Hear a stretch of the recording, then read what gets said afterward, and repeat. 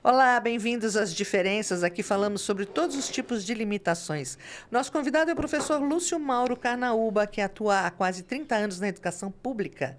Além de professor, Lúcio é coordenador de área da Escola Estadual Josué Benedito Mendes. Também é bacharel em administração, licenciado em matemática, pós-graduado em ABA, voltado para autistas, na UFSCar, pós-graduado em deficiência visual na Unesp e atualmente está cursando autismo na Neurosaber. Olá, bem-vindo. Que currículo, hein?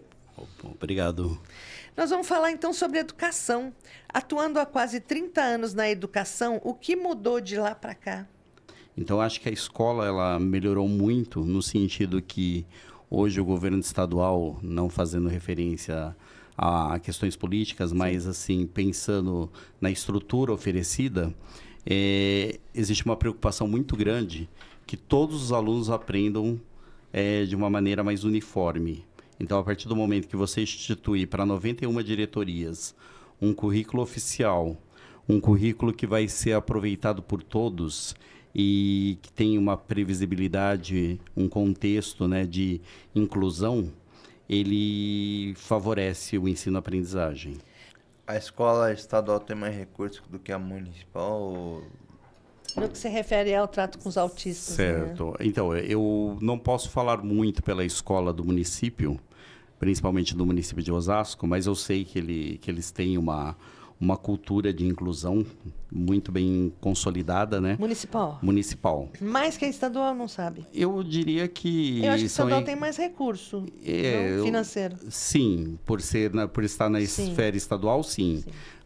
Apesar que o município de Osasco, se nós pensarmos, ele é um dos municípios mais ricos da federação, né? Eu acho que ele é o segundo mais rico de São Paulo e o 23º da federação, né?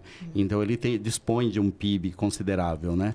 Mas, assim, falando mesmo da inclusão, na mudança da lei, onde houve a necessidade de que todos os alunos, independente do tipo de deficiência que ele possui, fossem para as escolas estaduais, para as escolas municipais e estaduais, e não fosse criada uma escola especial, mudou-se muita coisa, muito na educação, né? Então, assim, antes a prefeitura ela tinha um local específico para atender as crianças com deficiência. Segregava, né? Era... E eles aprendiam ou não aprendia quase nada? Então, eu entendo assim, vou falar pela experiência no que eu tenho no Estado.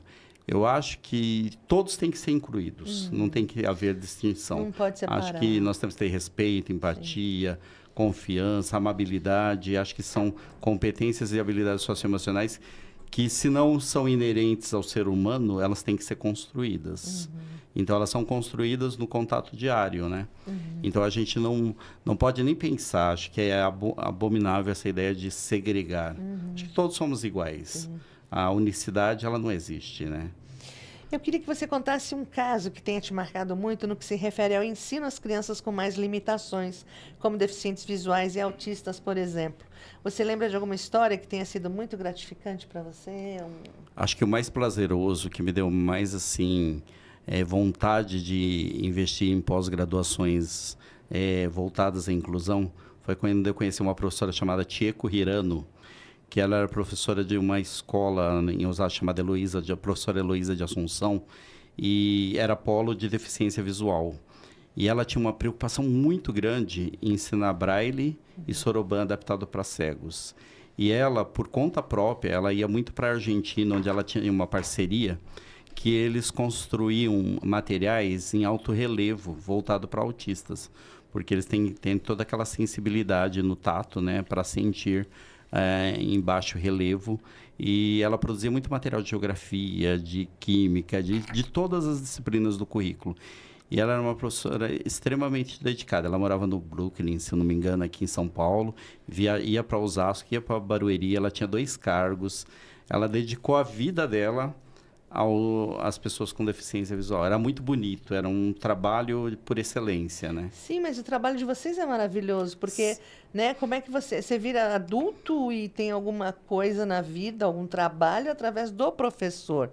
É uma pena que hoje está tudo virado, um caos a educação, mas sempre foi assim, né? Sim. Então, como é que você ensina? No caso aí que você está falando, o aluno era autista e ainda deficiente visual. Nesse caso... Como é que vocês se preparam para ensinar um aluno assim? Nesse caso, a deficiência visual ela poderia até ter alguma ou não comorbidade, aí já não... Na época não se falava tanto dessa questão. Hoje a palavra, quando você fala em o autista e suas comorbidades...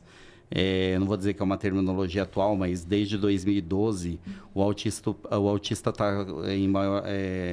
a própria lei trouxe maior evidência, né, para esse público, né? Sim. E hoje nós pensamos muito mais o que nós iremos fazer em relação a esse público, qual tipo de trabalho a ser construído, quais os tipos de limitações, como nós devemos fazer uma avaliação diagnóstica, tudo pensando nesse público. E a partir das nossas decisões iniciais, do nosso planejamento, que nós conseguimos produzir uma escola inclusiva, né? Então, a escola inclusiva ela não é só algo que é uma exigência de cunho legal. Ela é algo que tem que estar inerente à sua questão enquanto ofício de mestre, né? Faz parte do que você acredita enquanto professor, né? Mas como vocês se preparam? Por exemplo, o governo, o Estado, não dá algum curso para vocês aprenderem a lidar com o autista? Sim, houve na rede cursos online voltados para autismo, abertos no nosso caso, no Estado, a gente tem uma instituição chamada EFAP, né? Que houve já vários cursos abertos voltados para esse público. São cursos que dão ideias para você. O professor precisa muito de ideias para saber trabalhar no seu contexto diário, né? Claro. E ele criou uma pós, que foi a pós que eu fiz. Eu optei, na verdade, na Unesp por deficiência visual, mas poderia ter optado, talvez, na época, por autismo, mas não foi minha opção na época. E chamava Rede For, né? Era uma pós que era concedida pelo governo gratuitamente. Você só tinha que produzir as atividades, atingir as notas solicitadas e participar efetivamente, né? Então, de maneira geral, hoje o que nós temos na escola pública são os professores de AEE, né, que são do atendimento educacional especializado. Só na escola que eu estou hoje, no Josué Benedicto Mendes, que é uma escola de tempo integral, que é do programa de ensino integral, nós temos 5 professoras. Eles ficam integral? Eles ficam integral, todos. Qual horário? Eles ficam das 7 da manhã às 14h10. Nós somos integral de 7 horas, porque hoje tem o modelo 9 horas e o modelo 7 horas. Como que é isso? É legal? Eles curtem? Ou é cansativo para os professores, para os alunos? Como que é? Eu acho que tem se tornado algo mais prazeroso, porque assim, eles têm as 7 disciplinas da Base Nacional Comum Curricular e mais 5 disciplinas da parte diversificada. Então, essa parte diversificada tem projeto de vida, tem eletivas, que é uma disciplina que eles se movimentam e escolhem se eles querem com música, se eles querem futebol, se eles querem teatro. Então, eles se movimentam durante 2 aulas e escolhem uma disciplina específica. E eles têm tecnologia.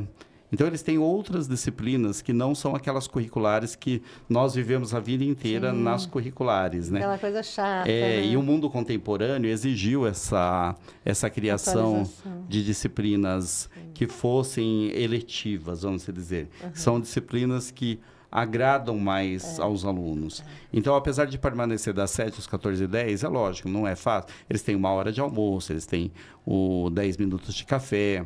Então, eles têm algumas paradas nesse período. Mas eu acho que eles têm se acostumado muito. A escola integral, ela trouxe qualidade para o ensino, porque é uma escola mais qualitativa. Por mais que nós hoje tenhamos mais de 600 alunos só no Fundamental 2, numa escola com 16 salas só no Fundamental 2, eu acho que ela é muito mais qualitativa. Porque, assim, nós temos tempo para planejar nossas aulas, porque nós temos horários de estudo. Supondo, na quinta-feira, eu não ministro nenhuma aula, porque eu estou à disposição para planejar. Então, eu tenho como planejar as atividades diferenciadas, diversificadas, as adaptações curriculares. E todo professor tem que construir adaptações curriculares. Faz parte do nosso contexto real, né? Vocês têm um horário certo onde vocês podem trabalhar isso, produzir Sim, isso? nós temos o que nós chamamos de horas de estudo. Eu tenho na quinta-feira Ou das seja, hora 7 da vaga. manhã às 14... exatamente. Das 7 da manhã às 14h10, eu estou para produzir... Produzindo coisas que vai te ajudar. que na vai me aula. ajudar. Produzir minhas atividades. E quantos alunos com autismo tem nas classes? Hoje nós temos, no Fundamental 2, 15 alunos, distribuídos em 16 salas. Então, vamos pensar que, na média, nós teríamos um aluno, pelo menos, por sala. Fora as demais deficiências, né? Sim. Só pensando no autismo. Tem mais autista, né? A escola tem 23 no total, sim. Porque a prevalência, né? Vamos pensar em prevalência, né? Tá uma loucura, Hoje, né? o último estudo, se eu não me engano, traz a prevalência de 1 para 55 nascimentos, de 4 homens para uma mulher. Não porque... Tomar cuidado que não é porque existem mais homens que mulheres autistas, talvez seja porque o diagnóstico é muito mais fácil ser feito para o menino do que para a menina, porque ela pode mascarar, ela pode mascarar, porque em relação ao comportamental, né? As meninas mascaram. E também hoje nós temos aproximadamente aí 2 milhões de mais de 2 milhões de autistas no Brasil, né? Você percebe como professor que é mais fácil ou ensinar a menina autista do que o menino? Ou o contrário? Na escola nós temos prevalência de meninos. Ah, tá. Então, hoje, eu só me recordo de uma... Sabe por que isso, né? A prevalência não. A prevalência... Ainda não se sabe, né? Assim... Aí existem estudos. Para entrar nesse mérito, assim, é bastante detalhado, né? Mas, assim, a gente sabe que tem essa questão de talvez ser mascarado, não ter tantas meninas, no sentido que a menina, como ela é mais expansiva, o comportamento dela é diferenciado. Então, quando você faz a avaliação, que é indicada até os 2, 3 anos de idade, que seja feito toda a testagem, né, toda a avaliação, elas podem passar desapercebidas. Então, isso é... Mas aí teria que entrar num estudo mais detalhado dessas questões, né? Dá para dar aula sem auxiliar? Então, vamos falar um pouquinho do que prevê a nossa legislação. Nós não temos previsibilidade de auxiliares para autistas na rede. O que nós temos é quando o aluno ele não tem autonomia, e aí tem algumas questões, vamos pensar numa deficiência múltipla, que ele precisa de uma pessoa para auxiliar ele o tempo todo. Aí existe o papel do cuidador. Nós temos hoje, como o Estado visa buscar essa autonomia desse aluno, a gente tem o AEE, que é a Sala de Apoio Educacional Especializado, que apoia esse aluno, que pode fazer um trabalho paralelo com esse aluno. E nós temos o professor do ensino colaborativo, que é uma novidade na rede. São os professores responsáveis por ajudar o professor a construir atividades adaptadas. Nós não temos nem o auxiliar, nem o cuidador. Nós temos, assim, dos nossos... Olha, por incrível que pareça, mas nós temos 15 autistas no Fundamental 2. Todos conseguem ter autonomia o suficiente para se dirigir à aula, para participar da aula. Aí o que cabe ao professor? O professor vai ter que ter a flexibilização do currículo, construir as flexibilizações, porque assim, a gente não chama... A gente diferencia um pouco a adaptação da flexibilização, porque nem sempre o aluno autista, ele consegue fazer parte do universo de um currículo. Bom, aí a gente está falando de aluno com 11 anos, mas se for criança já não dá, né? É que nós não atendemos esse público, né, específico. A partir dos 11 anos, eles são bem mais maduros, né? Sim. Então, eu acredito assim... eu sei que a Prefeitura de Osasco, ela tem uma outra política, que é o do auxiliar. Eu sei que existe. Mas Estado não tem auxiliar. Não. Vai ficar puxado para o professor, não fica? Olha, eu diria que ficaria, seria melhor para o professor hoje uma menor quantidade de alunos por sala. A gente trabalha com 38. 38, desses 38, quantos autistas ou não limitações? Existe assim... Vamos dizer que tem um autista, algum aluno com alguma deficiência, mas o grande problema não é esse. Nós temos alunos com dificuldades de aprendizagem. Sim. Nós temos alunos hoje que chegam para nós no 6º ano e não são sabe alfabetizados. nada, não Então, sabe nada. a grande questão não é só você trabalhar com a deficiência, é você trabalhar com a dificuldade de aprendizagem. Exato. E aí nós não fomos nem preparados, muitas vezes, para a deficiência, e, em contrapartida, também não fomos preparados, muitas vezes, para as dificuldades de aprendizagem. Então, a gente se ajuda muito. Você sabe alfabetizar? Como que eu ajudo esse aluno? Aí você leva uma letra móvel, você leva um silabário, e você tenta ajudá-lo. Eu acho que o professor ele é muito solidário. Talvez não é o que seria o ideal ter menos, na minha concepção, e acho que na concepção da maior parte dos professores, um número mais reduzido de alunos. Sim, Como trabalha a sem escola dúvida. particular. Às vezes, na média de 20, 25 alunos. Então, mas desses é 38. 38. Quantos com limitações? O autismo? Então, não tem essa precisão. Mais ou menos. Os 4, 5? Vamos dizer que você, entre as dificuldades de aprendizagem e as deficiências, você tenha pelo menos 10% desses alunos. Então, vamos dizer aí que você tem 4 alunos. É muito, não? Mas pode variar para mais, com certeza, do que para menos. É muito. Principalmente no 6º ano. Sim. Porque quando nós recebemos, eu tenho 2 6º anos, A e B. Tenho 76 alunos. Eu contaria hoje que eu tenho mais de 10 alunos, tranquilamente, entre 10 e 15 alunos, com deficiência e com dificuldades de aprendizagem. Gente, a gente está falando de estudo, está falando de autismo, mas a educação está um caos generalizado. Quando a gente pensa no professor, que o aluno taca o apagador na cabeça do professor, aparece lá com arma de fogo. Gente, como é que vocês fazem? Eu vou falar da minha experiência. Sim. Eu nunca passei por nenhuma Graças a situação Deus. parecida. E eu vejo no programa de ensino integral ele ser tão positivo como ele é, porque você trabalha com um aluno que não vou dizer que ele é selecionado, mas ele é um aluno que é um público que procurou aquele programa, e tanto a família como os responsáveis, como o próprio aluno, muitas vezes, pensando que ele tem um projeto de vida, e é uma das disciplinas deles também, né, na parte diversificada, e eles acreditam nisso. Por mais que eles não sejam tão maduros, a sociedade tem percebido que estudar é muito importante. A gente não pode negar isso de no lado. ponto. É Oi? muito importante, é Deixar de fundamental. Não, né? Eu acho que a sociedade ela não deixa de lado essa questão não pode deixar. do ensino, porque ela vê que as crises econômicas elas trazem uma consciência talvez mais forçada, uma consciência necessária, na verdade, para sobreviver nesse mundo que nós vivemos. Então, eu acho que o aluno tem valorizado mais, sim, a escola pública, ainda mais em função dos programas que a escola pública desenvolve. Esse ano mesmo, a gente vai ter um aluno que vai para a Inglaterra ficar 3 meses por um Isso programa. é muito legal esse programa, é bem legal. Do governador Tarcísio, é muito legal, né? Prontos para o mundo. Então, a gente tem um aluno que vai morar na Inglaterra agora por 3 meses. Olha só. Esse programa é do... Escola do estadual. Escola do estadual. governador. A falta de disciplina é o maior problema hoje na sala de aula? Ela é um dificultador na sala de aula. Mas, assim, a gente tem também um programa que chama Conviva, onde a gente tem o psicólogo. Essa semana mesmo, o psicólogo... Rafa.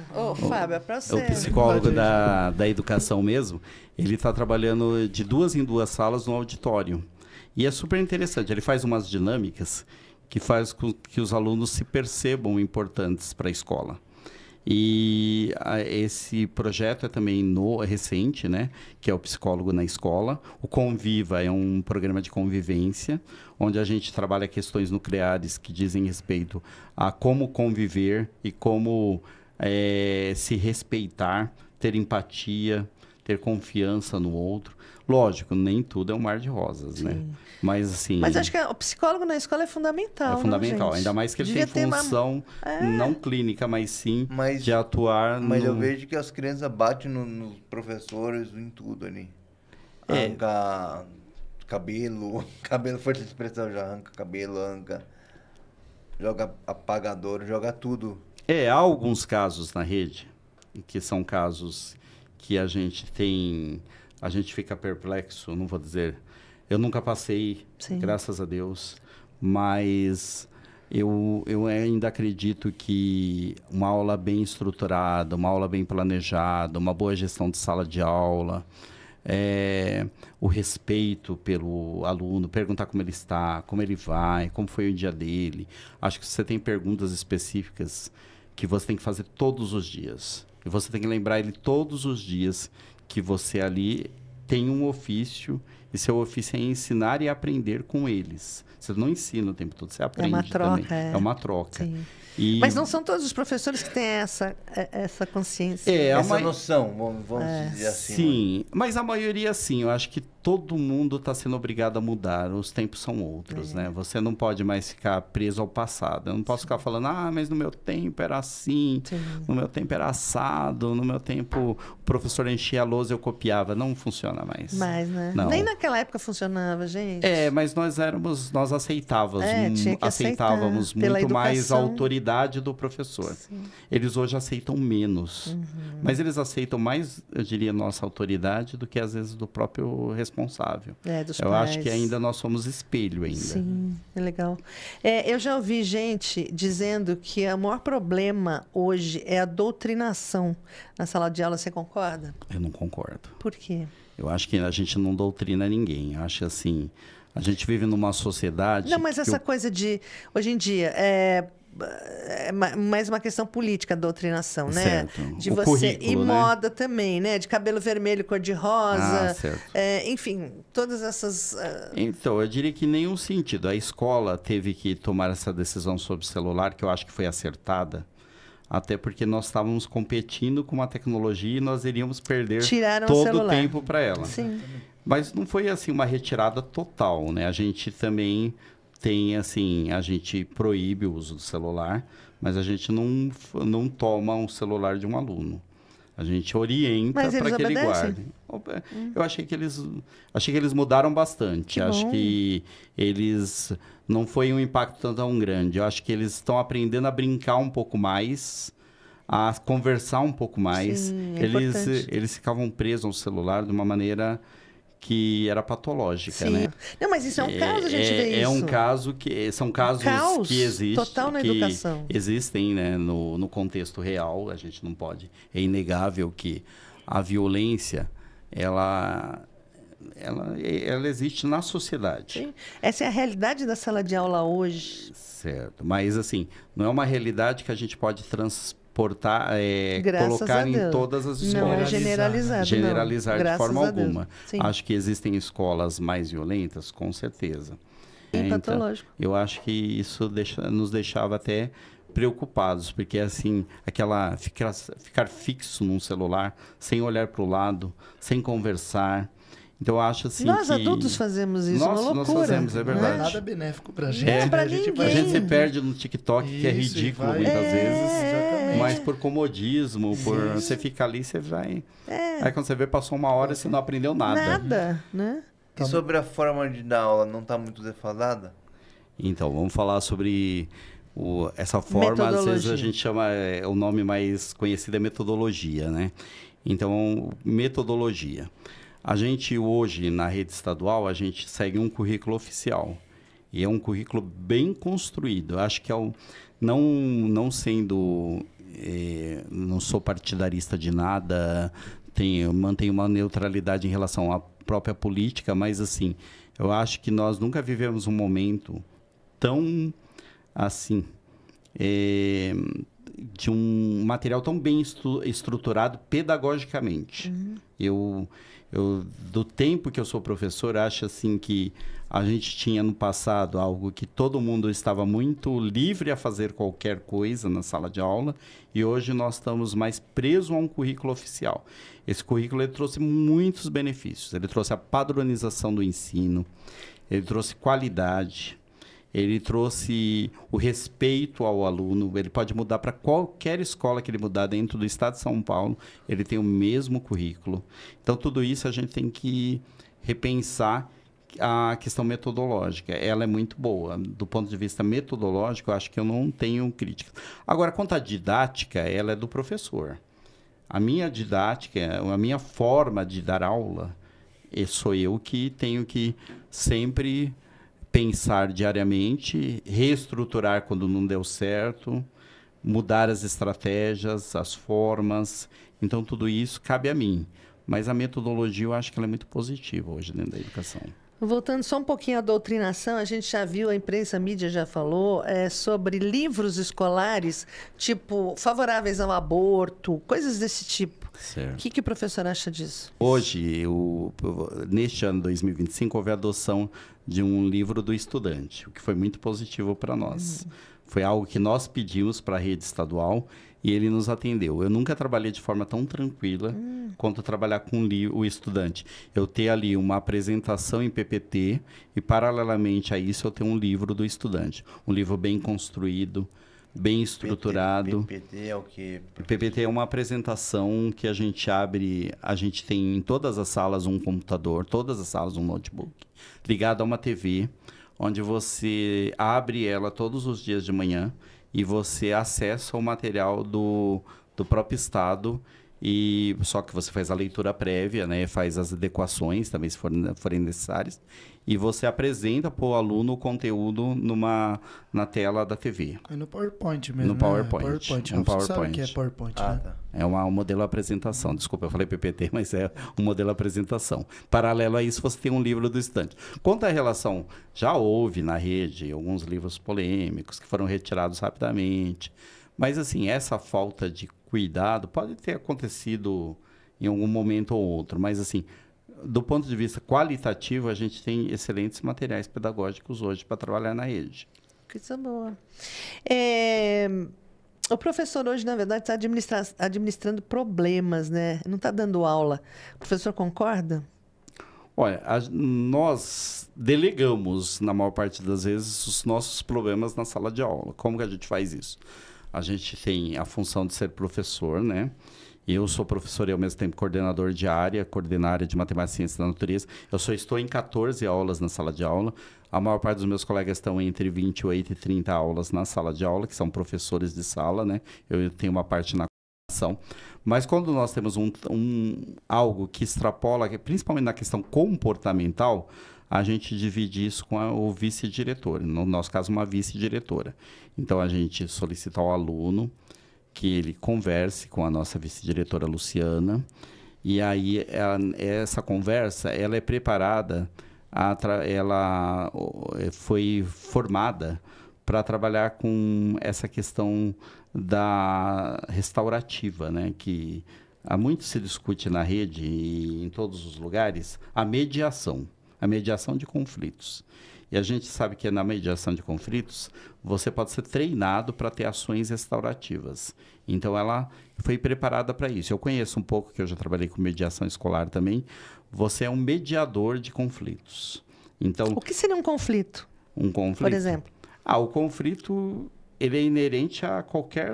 Não, mas na escola, na sala de aula, por exemplo. Um conflito é um simples fato. De eu mexer no seu cabelo dentro da aula, ou puxar o seu cabelo, pode ser um gerador de um conflito. Não é uma violência, mas é um conflito.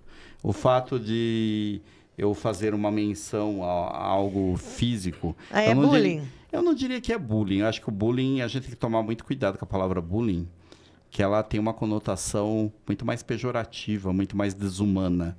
Acho que o bullying... Mas o bullying sempre existiu, né? Sempre. A gente era quatro olhos, narigudo. Eu era magrelo, seco, pau de tripa. E agora é muito mimimi também, né? Só que assim, eu diria que Boca magra. O bullying, ele existe assim... É verdade. O bullying, ele existe no sentido assim que quando ele extrapola qualquer questão assim mais simples, ele vai para a agressividade, seja no ambiente escolar ou principalmente quando ele é o cyberbullying. E os alunos são muito mais cruéis, principalmente também, né? Todos os dias, né? Não é só o que se faz cyberbullying aí? Cyberbullying é bullying pela internet. Pela internet. E esse é muito cruel. Ofendendo o outro pela internet. Instagram, Facebook, comentário. Só que mesmo a escola, ela tem poder para intervir no cyberbullying. Ela consegue. Como? Ela consegue porque o aluno, geralmente, como você tem os professores que têm facilidade para mediar conflitos, ou mesmo o vice-diretor, ele vai buscar essa informação junto ao aluno que está sofrendo, ou o pai vai levar isso para dentro da escola, e aí você vai rastrear. Você tem como rastrear, descobrir pelas redes sociais, principalmente pelo Instagram, e aí você acaba descobrindo, e aí você toma providências. O fazer pedir desculpa, o fazer entender que aquilo não é uma atitude correta, você não pode ser punitivo. A escola não tem o poder de ser punitiva. Isso, quem tem que... E eles pedem desculpa? Pedem. Eu acho que o aluno hoje sabe se arrepender bastante do que ele faz. Ele se percebe do erro, né? A gente não pode falar que eles sabem que errar é humano, mas eles sabem que errar de maneira intencional chega a ser algo que extrapola e pode ser criminoso. Sim. E eu não diria só o bullying, a própria discriminação, né? Em relação à cor, à raça, a qualquer questão. A escola tem que sempre tomar providência, sempre, no início. Ela não pode deixar isso tomar nenhum tipo de dimensão que possa até sofrer alguma punição, alguma futura e tudo mais. Ela tem que... caso, então, a escola não pode dar, por exemplo, uma advertência para o aluno por causa de um cyberbullying, por exemplo? Geralmente nós trabalhamos com a mediação. Então, você vai advertir verbalmente. Você vai chamar o pai, vai fazer o pai entender que aquilo é uma atitude incorreta, vai colocar as partes em contato, vão. Porque a gente tem que pensar que aquilo que está ligado à legislação, principalmente, é gravíssimo. E eles têm... Todo mundo tem consciência onde aperta o seu calo. Ninguém deixa para lá questões que... E reunião de pais? Como elas são? Reunião de pais com... Se eles vão? Se eles vão. Olha, eu diria que é gradativo. No 6º ano, os pais participam mais. No 7º tem uma queda. No 8º e no 9º a queda é significativa. Porque os pais também tratam os filhos naquela questão. Enquanto ele está no 6º ano, ele ainda é criança. Até do ponto de vista da lei, né? Se ele não tiver 12 completos, né? Então, eles ainda pensam, ele ainda é criança, eles são mais participativos. Gradativamente, essa participação vai diminuindo. Não que a escola não busque meios. Se ele não vai na reunião, a escola chama em outro momento. O que as escolas têm feito muito, elas controlam a participação na reunião de pais. Então, o pai não compareceu, vai chamar em outro momento. Não foi, em outro momento. A gente busca a participação dos pais. Mesmo que não seja culturalmente algo que eles defendam, mas a escola defende e se percebe sempre da importância de fazê-lo, né? Tá. A gente está falando de bullying. Como vocês, professores, vocês são preparados para isso, para lidar com os alunos e fazer tudo que você está falando? A gente vai lá e conversa e chama o pai, não sei o quê? Ou é de cada professor isso aí? Eu acho que isso também é de cada professor. Tem professores que têm mais facilidades, tem professores que têm uma estrutura psicológica não tão preparada. Então, eles buscam sempre a ajuda dos coordenadores ou do vice-diretor ou da diretora. Então, acho que todo mundo na escola está para se ajudar, né? Mas eu diria que nem todo professor tem uma estrutura psicológica para lidar com certas situações. Eu mesmo não teria, se eu passasse por uma situação de um aluno armado, vamos pensar. Eu acho que eu não vou dizer que eu teria medo. Eu sou um aluno o quê? Um aluno armado. Armado, sim. Eu teria medo. Gente, que loucura E isso. eu acho que mesmo que eu fosse ofendido por um aluno, eu não considero ofensa falar sobre as questões físicas. Eu acho que você tem que fazer tiradas com alunos, brincadeiras. Ele falou, tem que zoar também. Você tá careca. E aí? Eu tô com quase 60 anos. Você também vai ficar... Você um dia também irá Chama ficar... ele pra realidade. Você tá muito gordo. Tô tentando fazer academia para melhorar, mas você sabe que depois dos 40, a barriga é algo complicado, né? O abdômen... tem que entrar na deles e brincar. Tem que entrar na deles e brincar. Acho que tudo você tem que fazer brincadeiras saudáveis. Sim.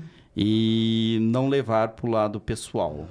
Não pode. Não pode, porque senão você vai se estressar, vai se desgastar. Sim. Seu psicológico vai ficar abalado, aí é uma questão bastante complicada, né? O que falta para termos boas escolas? Falta investimento, falta metodologia, novos métodos, cursos, enfim? Olha, eu acho que, na minha opinião, hoje, faltaria mais instrumentos pedagógicos, muitas vezes ainda nos faltam. Tipo caderno, né? Não, assim, os alunos hoje recebem, né? Também entra numa questão meio aqui política, mas assim, eles recebem um kit que seria suficiente para eles passarem um bom tempo do ano. Então, existe um certo... uma questão que eu não vou entrar na questão do assistencialismo, mas existe uma questão aí que é uma concessão de alguns materiais que permite que eles tenham como executar todas as atividades propostas pelo professor. Mas ainda acho que, quando eu falo de instrumentos, acho que a gente precisaria de mais tecnologia. Talvez ter um estúdio como esse seria maravilhoso. Ter um lugar onde os alunos pudessem produzir conhecimento. Com certeza. Mais, né? A gente ter um estúdio onde o aluno pudesse gravar um podcast. Não é tão difícil, não é tão caro, tão impossível. Um auditório onde ele pudesse realmente exercer o protagonismo dele, que é o mais importante para os nossos alunos, é o protagonismo. Né? Então, tudo isso ainda é sonho dentro. Algumas têm alguma estrutura. Aqui eu estou, tem um auditório maravilhoso. Mas nós não temos uma sala silenciosa. Então, seria algo interessante para ter. Então, às vezes, faltam esses espaços físicos para que a gente pudesse produzir atividades mais interessantes. Mas, assim... E seduzir o aluno, trazer o aluno para a escola, com certeza. Para o professor a estrutura, né? Para o professor propor aquilo para os alunos, né? E oferecer alguma coisa diferente que facilite, né, o aprendizado dele. E lembrar que a gente vive num momento incerto. Ninguém sabe quais as profissões do futuro, né? Então, isso é uma discussão que já se faz até aí na academia. A gente prepara o aluno para quê exatamente hoje, né? Que profissão vai ter no futuro? Sim. Eu acho que caiu tudo aquele negócio de química, física. Porque hoje você precisa preparar pessoas para a vida, né? Agora é IA, inteligência artificial. Exatamente. Qualquer coisa pra você. Elas não substituem o humano. Não. Tanto que a inteligência artificial, o que ela vai mais discutir é que a gente tem que preparar pessoas para emocionalmente... trabalhar com a inteligência artificial, para coordenar pessoas. Então, tudo isso... Então, a gente tem que pensar... Essas profissões ainda são obscuras, né? Sim. E elas começam a se discutir isso já na academia, né? Não tem clareza ainda. Não tem clareza ainda de como vai ser esse futuro que... o futuro é hoje, né? Sim. Então, tudo que passa é passado, né? Fala uma coisa, você é professor de matemática. Como é que se ensina matemática para um autista? Então, vou falar baseado nos 3 autistas que eu trabalho hoje. Inicialmente, eu fiz uma avaliação que a gente chama de uma avaliação... Não é nem avaliação diagnóstica, eu fiz uma sondagem.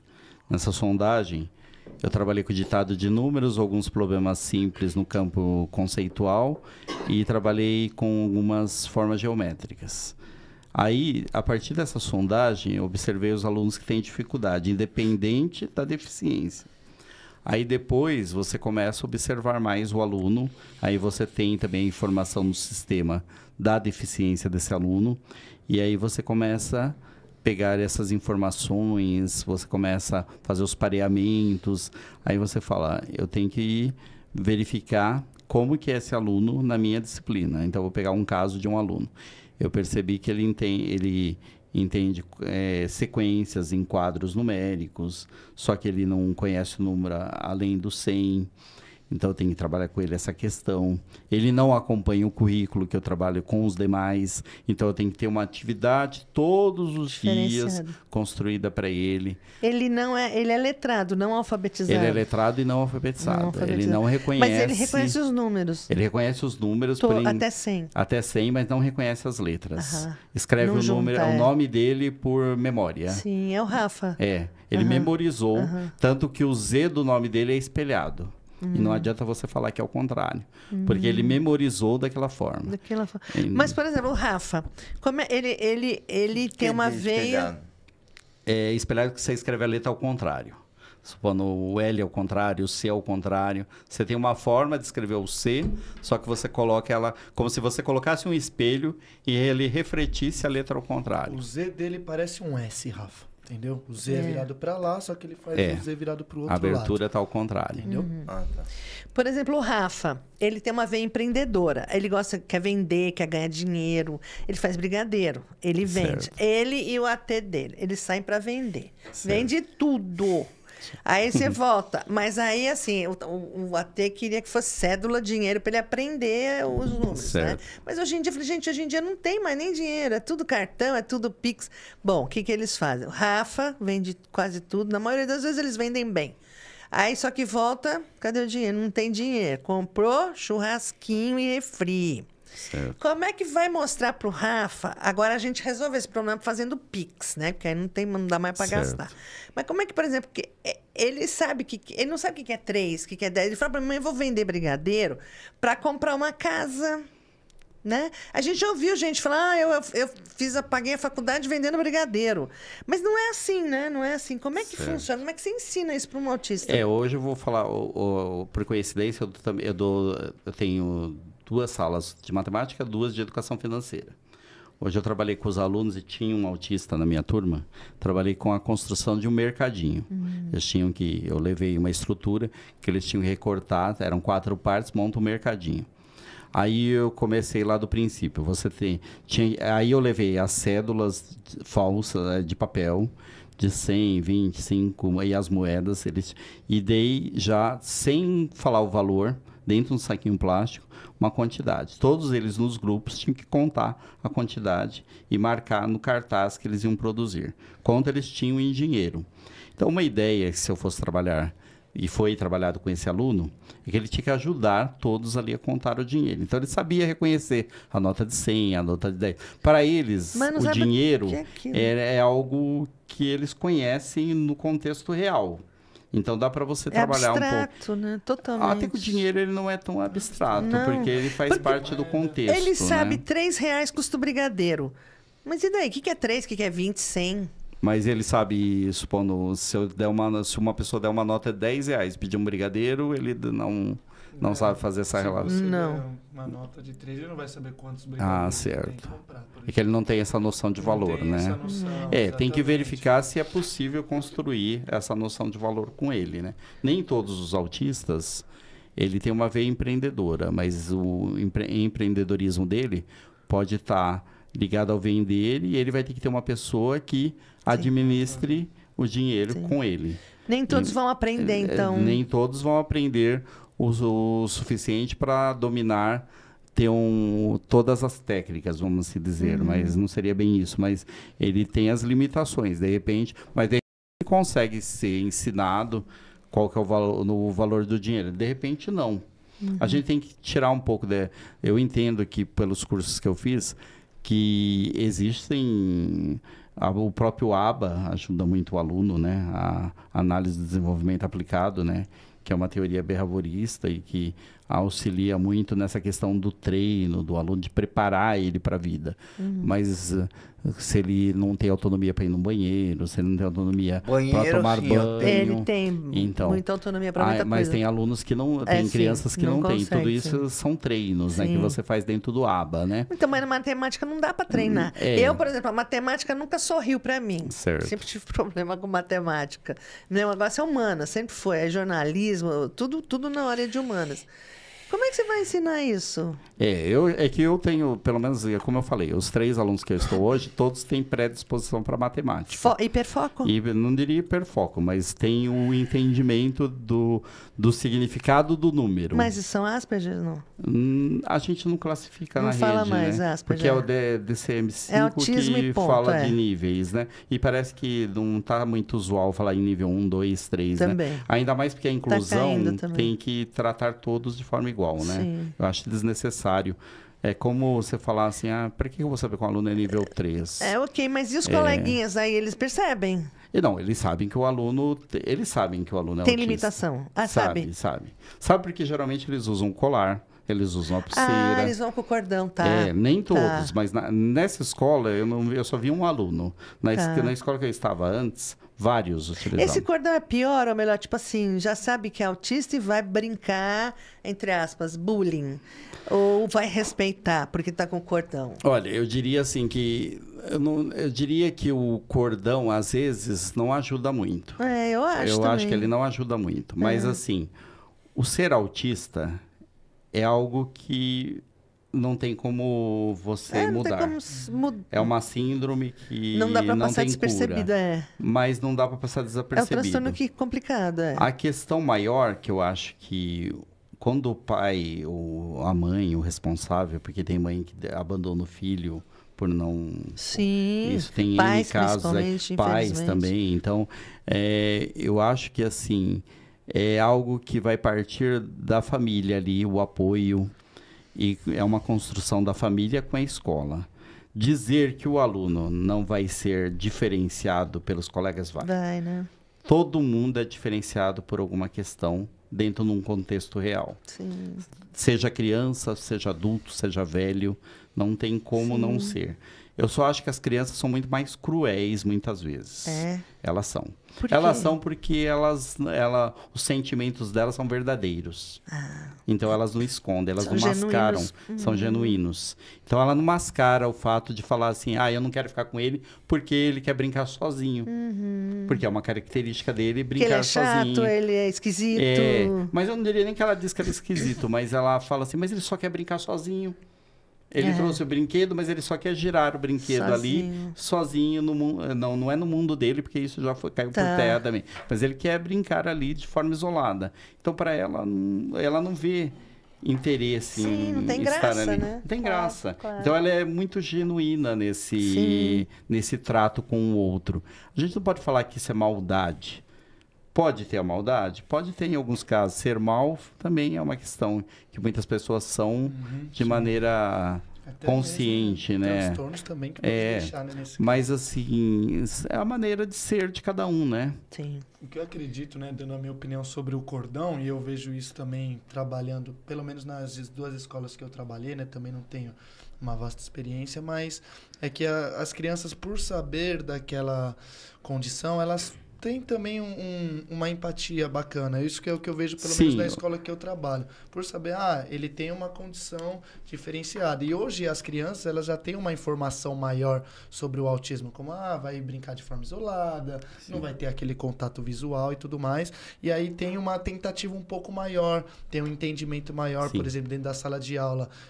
Entrou ali, desregulou no momento, as crianças ali, elas já sabem melhor como lidar com aquela situação, né? E vai além de nós que somos já adultos, professores, terapeutas e tudo mais, né? Mas você acha isso para as crianças e para adolescentes? Muda muito? Eu acho que é importante também, por exemplo, a questão do cordão, porque num momento ali onde pode haver uma crise, você sabe que é uma condição da pessoa que ela pode estar sujeita àquela possibilidade. Eu mesmo esses dias estava passando ali no metrô e tinha um rapaz ali que ele parecia estar entrando numa certa crise, estava desregulando, estava bem nervoso com alguma situação, mas ele estava com um cordão ali de girassol, né? E com o crachá.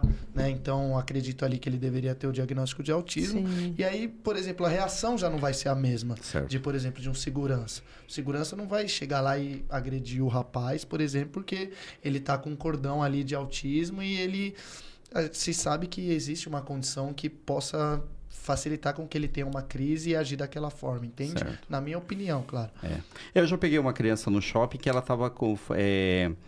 Ela conhecia a técnica que foi trabalhada com ela, foi o PECs, né? Que são os cartãozinhos. Ela estava com um cartãozinho, um autista, de banheiro. Aí, na hora, como eu conhecia um pouco, você queria ir ao banheiro? Aí eu mostrei onde ficava o banheiro. Mas estava usando o PECs.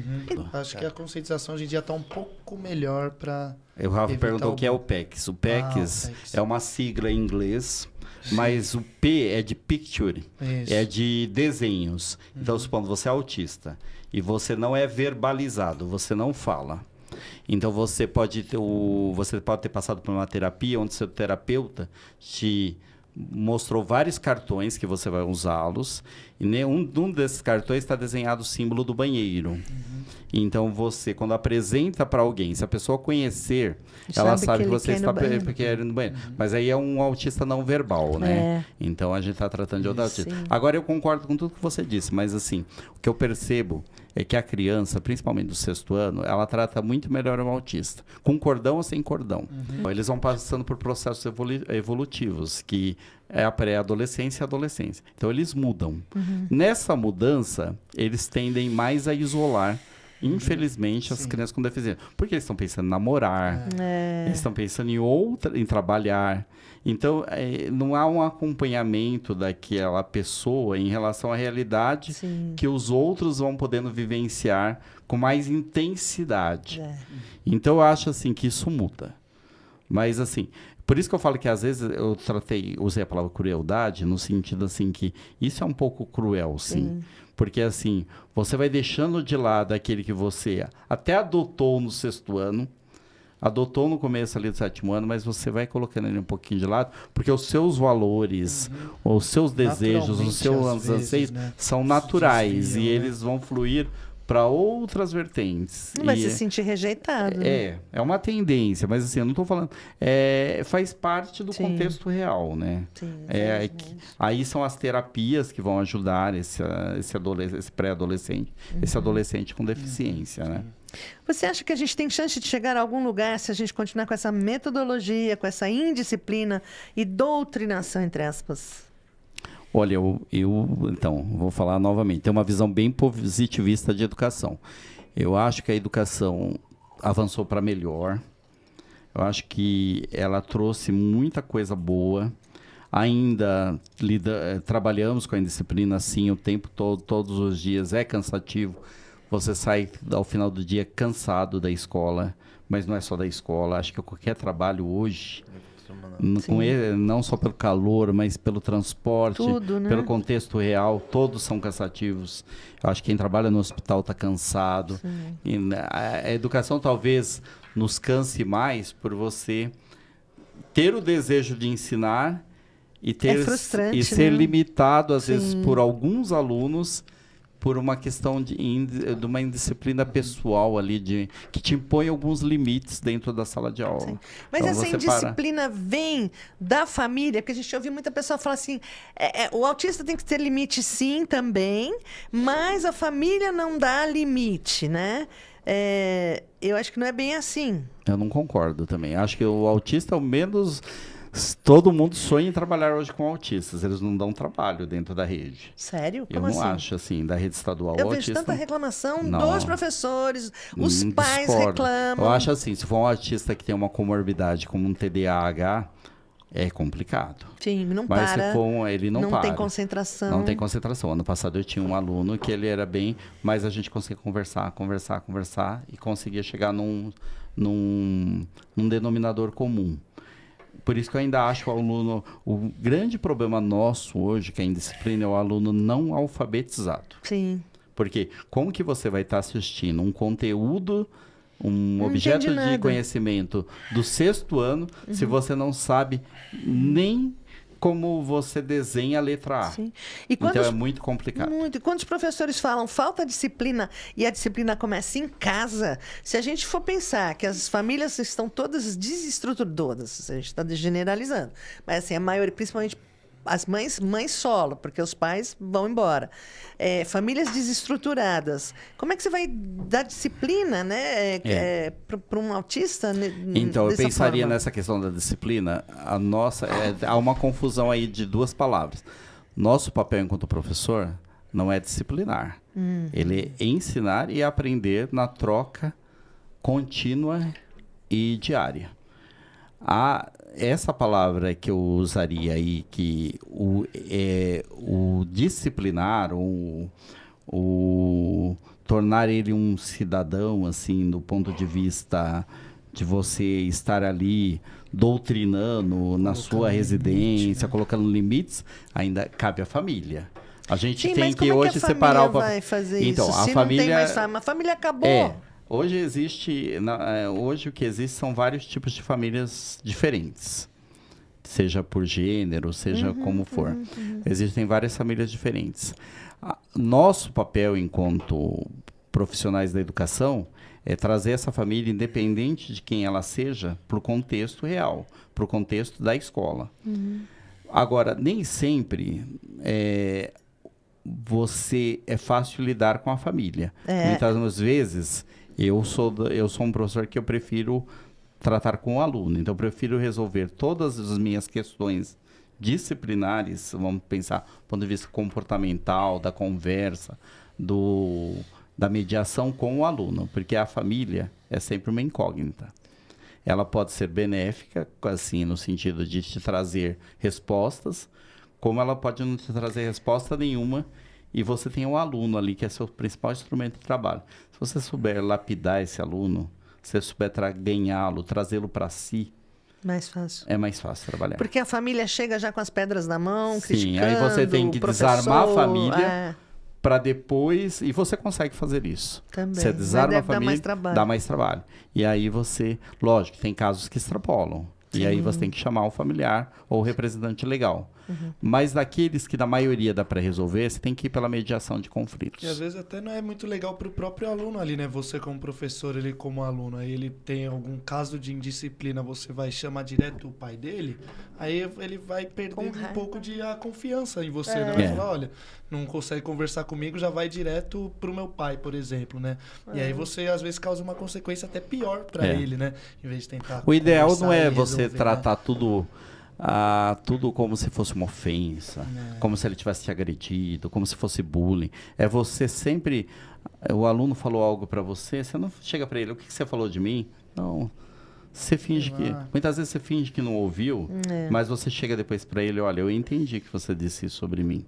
Você acha certo? Você acha correto? Você gostaria que alguém falasse isso para você? Eu acho que tudo tem um momento, tudo são técnicas, essas técnicas são ensinadas e a gente tem que observar bastante. Então, mas aí o professor está disciplinando. Não foi feito isso. Isso é falta de educação, de consideração, é tudo. Tudo que a gente tem que aprender em casa e a gente não aprende. Porque não tem mais família. É como você falou, a família não sofreu uma certa... Sofreu não, ela... Está sofrendo. Ela está um pouco, não totalmente desestruturada. A gente tem ainda famílias nucleares, né? Mas a gente tem novos tipos de família. A gente nem fala que é desestruturada, a gente fala que a gente tem novos modelos, novas formas, novos tipos. E a gente tem que aprender a conviver. Socialmente, por isso que a gente tem um programa hoje que chama até Conviva. É convivência.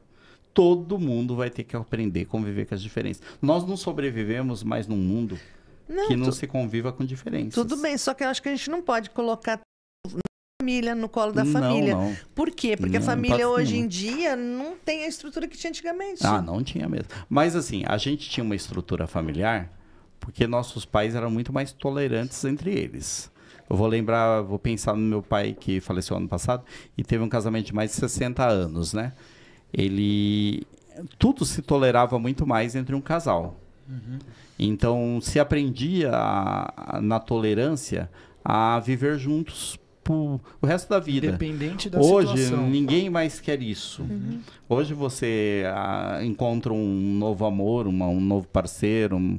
Você quer viver os seus anseios, os seus objetivos da sua vida. Isso é muito difícil. Verdade. A gente não quer, na sociedade atual, você não quer colocar na balança muitas coisas. Você quer sempre que ela penda para você. Esse é um grande problema na sociedade atual, né? Para finalizar, com relação às matrículas, os pais que chegam nas escolas e observam que estão negando esse direito aos seus filhos, principalmente com autismo, enfim, o que você diria para esses pais? Olha, na escola estadual e na municipal isso não existe. Nós não podemos negar nada. Porque elas acolhem mais do que as particulares, os autistas, as pessoas com deficiência? Eu acho que a gente aprendeu a acolher mais. Acho que a gente... Hoje, seja integral ou seja regular, nossos primeiros dias hoje são de acolhimento. A vaga tem. Porque o aluno tem que ir para a região segmentada que ele mora. Então, é um direito assistido por lei.